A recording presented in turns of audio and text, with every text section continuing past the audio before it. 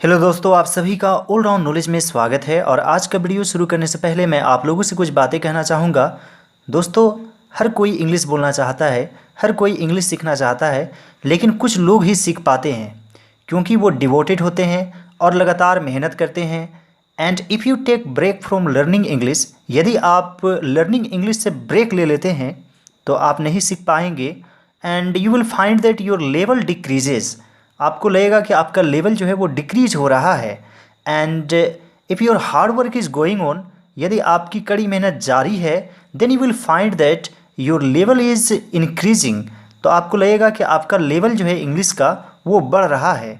चारों तरफ से नॉलेज लीजिए, जहाँ से भी आपको नॉलेज मिले नॉलेज हासिल कीजिए, तभी आप जीवन में आगे बढ़ पाएंगे।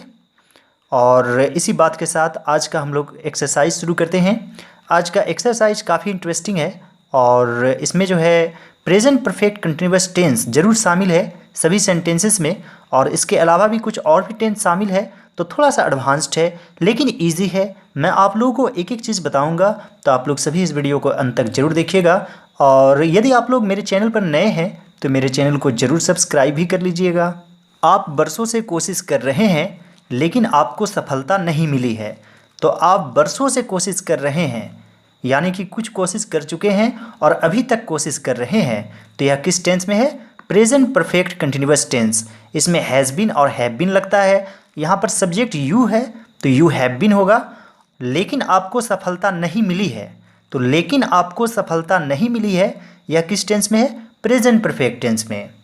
जैसे मुझे सफलता मिली है, आई हैव गॉट सक्सेस। मुझे सफलता नहीं मिली है, I haven't got success.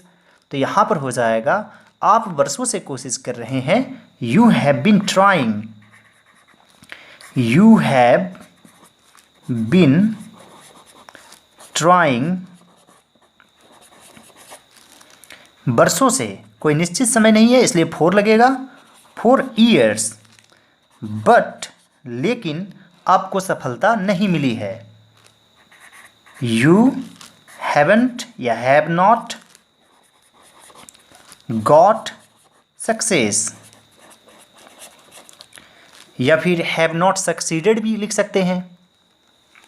Next sentence है, वह सुबह से तुम्हारा इंतजार कर रही है और तुम उससे मिलना नहीं चाहते हो। तो वह सुबह से तुम्हारा इंतजार कर रही है, यह प्रेजेंट परफेक्ट कंटिन्यूअस टेंस में है, और तुम उससे मिलना नहीं चाहते हो यह सिंपल प्रेजेंट टेंस में है। जैसे मैं जाना चाहता हूँ, I want to go.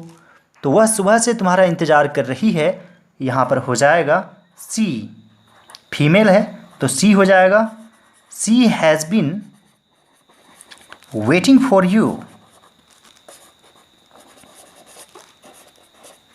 C has been waiting for you, सुबह से यानी सिंस मॉर्निंग। और इस टेंस को बिल्कुल शुरू से समझने के लिए मैंने एक वीडियो ऑलरेडी बना लिया है और जिसमें व्यूज़ भी लगभग 1 लाख से ऊपर है, तो उस वीडियो को ज़रूर देखिएगा। She has been waiting for you since morning, और तुम उससे मिलना नहीं चाहते हो। And you don't want to meet her.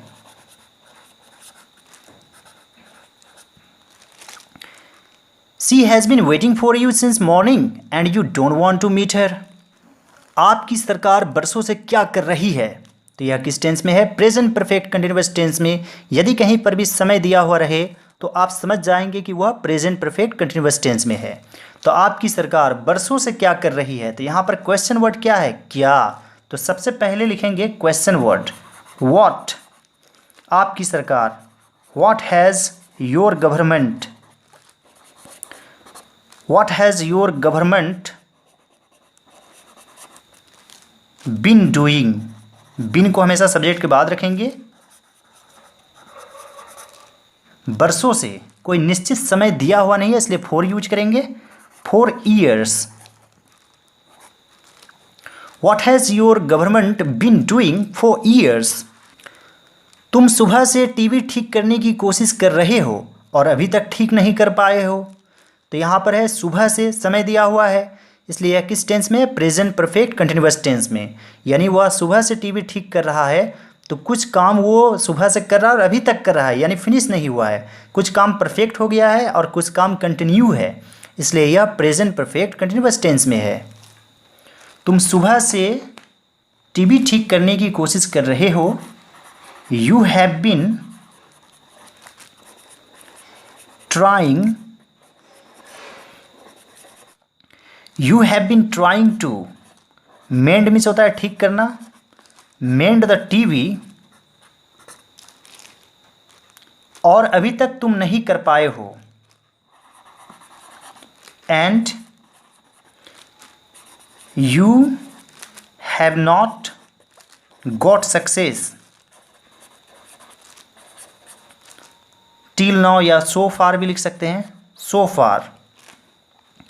You have been trying to mend the TV and you haven't got success yet, yet भी लिख सकते हैं, सो फार भी लिख सकते हैं, टिल नाउ भी लिख सकते हैं। और अभी तक ठीक नहीं कर पाए हो यानी सफलता आपको नहीं मिली है। आपके पास एक नौकर है जो बरसों से आपकी सेवा कर रहा है। तो आपके पास एक नौकर है, यू हैव ए सर्वेंट।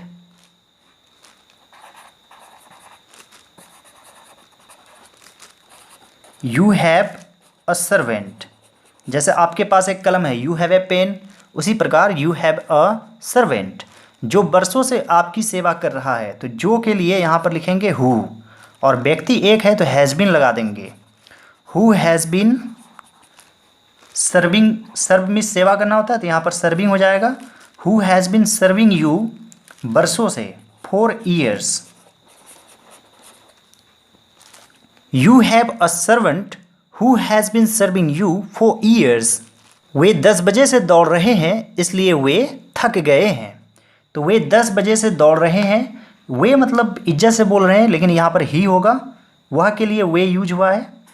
तो यहाँ पर हो जाएगा ही हैज़ बीन रनिंग। 10 बजे से एग्जैक्ट टाइम दिया हुआ है इसलिए सिंस यूज होगा, सिंस 10 o'clock, इसलिए वे थक गए हैं। सो ही हैज़ गॉट टायर्ड। उम्मीद करता हूं दोस्तों कि आप लोगों को यहाँ तक समझ में आ गया होगा। और नेक्स्ट सेंटेंस की तरफ आगे बढ़ते हैं।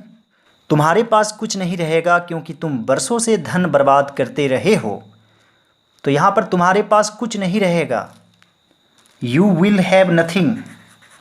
You will have nothing. तुम्हारे पास कुछ नहीं रहेगा क्योंकि, because, इसे because भी पढ़ा जाता है और because भी पढ़ा जाता है। You will have nothing because तुम बरसों से धन बर्बाद करते रहे हो। You have been wasting money या spending money. You have been wasting money, बरसों से, 4 years। क्या आप सुबह से इसका प्रयोग कर रहे हैं? तो यह किस टेंस में? प्रेजेंट परफेक्ट कंटिन्यूअस टेंस में। और क्या पहले है तो हैव को पहले कर देंगे। जब भी क्या पहले रहता है तो कभी भी व्हाट नहीं होता है, हमेशा हेल्पिंग वर्ब पहले होता है। तो यहाँ पर हो जाएगा have you been using it, इसका प्रयोग कर रहे हैं। Have you been using it, सुबह से, since morning. Have you been using it since morning, क्या आप सुबह से इसका प्रयोग कर रहे हैं? आप इस नौकरी के लिए कब से कोशिश कर रहे हैं? तो जहाँ पर रहेगा कब से तो शुरू में ही लिख देंगे सिंस व्हेन। आप इस नौकरी के लिए कब से कोशिश कर रहे हैं? Since when have you been, have you been trying, इस नौकरी के लिए, for this job. Since when have you been trying for this job. आप कल से काम क्यों नहीं कर रहे हैं? तो यहाँ पर क्वेश्चन क्या है? क्यों। तो सबसे पहले लिखेंगे व्हाई, उसके बाद लगा देंगे have. Why have you not been, हमेशा बीन से पहले नॉट लगाएंगे। Why have you not been working? Doing work भी लिख सकते हैं। कल से यानी सिंस येस्टरडे।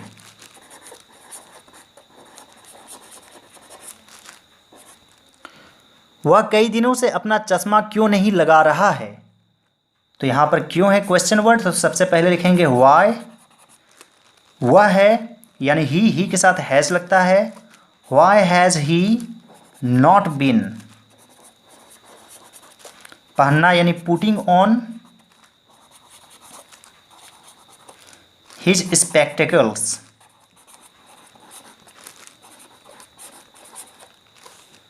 कई दिनों से for several days. Why has he not been putting on his spectacles for several days? क्या मैं बचपन से संगीत नहीं सीख रहा हूँ? तो यहाँ पर हो जाएगा Have I not been learning? Have I not been learning music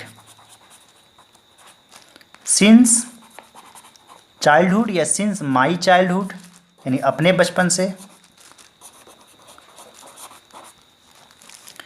Have I not been learning music since my childhood? क्या मैं बचपन से संगीत नहीं सीख रहा हूँ? यहाँ आई के साथ हैव लगाना है।